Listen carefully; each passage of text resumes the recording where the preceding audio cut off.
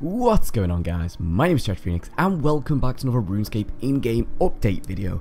This update video is for the 19th of April and it features a multiple variation of updates that will or will not be coming to Runescape based on the poll results. So I will read them now and you'll be able to see them on screen.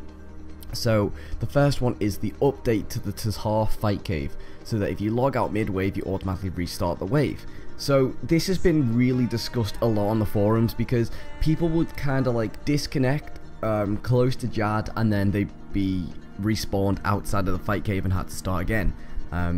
If this update comes into the game and a player disconnects while in the fight cave, then they will continue where they left off. So that would be very useful for those going for a fire cake. Make rock cakes available. Rock cakes are gained after you complete the dwarf chapter of Refuge to Disaster, and basically what it does is when you eat it, it takes a lot of health from you, and it's useful for people who use Daroks because it lowers you to a very low health, and then you can hit the max possible hit you can with Daroks. Make the bone key available to players who have completed Shiloh Village for a fee.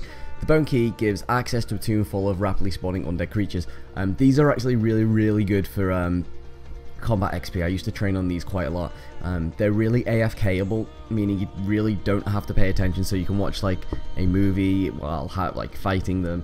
So they are actually really useful, and I love that update to come into the game because it's really fast combat XP.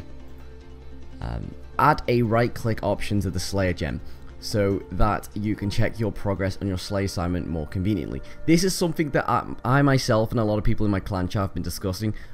We always want this because if you're fighting a monster and say you've got one piece of food left and you're like, ooh, should I fight it or should I bank? And you decide to bank and then realize, oh, I only had to kill one more. It's kind of like that. If you're fighting a monster, you can right click and press kills left and it will tell you in your game chat.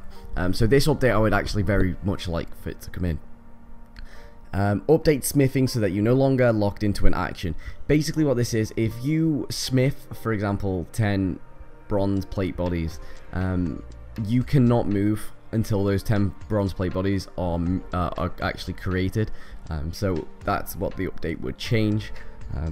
Update number dialog box to understand the K equals 1000 and M equals million. That's actually very useful because if you're trying to withdraw like 5 mil from the bank and you don't know exactly how many zeros are in, so you have to like go 5 1 2 3 1 2 3 kind of thing to get 5 mil out. They're going to make it easier so you can just write 5M and then it'll take 5 mil out, so that's actually very useful.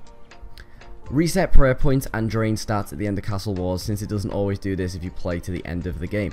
I mean, it's a minor update. If you go to Castle Wars and you use all your prayer, if you go out of it, it will basically give you your prayer points back. Rearrange the F key shortcut to match the behavior of the main version of the game.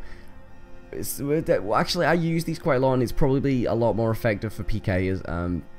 Basically, the F1 to 12 buttons will actually tab to your RuneScape like inventory and stats and settings and stuff, and they're gonna make them kind of equate to the actual layout of the tabs in RuneScape, so they're kind of gonna arrange it a bit more.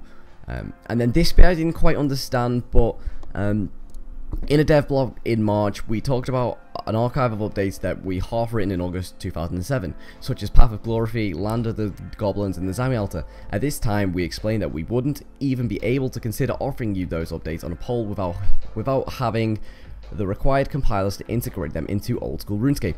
That's still the case and it's not likely to change in the coming weeks, so this month we'd like to talk about the kind of new content we would write using the tools and compilers that are already available to us. We'd love for you to come up with your own designs. So this is basically a lot to do with player-owned houses, and I'm not going to go into too much detail about it because I'm not exactly an expert on player-owned houses because I don't really do construction. But as always in this video I will leave this actual article in the description if you want to go and read it. So that one is definitely an interesting read because it's going to be things added to 07 that is going to be added with compilers and graphics engines that we already have in like EOC, so meaning that the update will be a lot more effective than it would have if it was actually integrated in 2007. But yeah guys, I do hope you enjoyed the video, and as always I would love if you could leave a like on the video and subscribe if you're new to the channel. We are now less than 90 subscribers away from 2,000, which is crazy.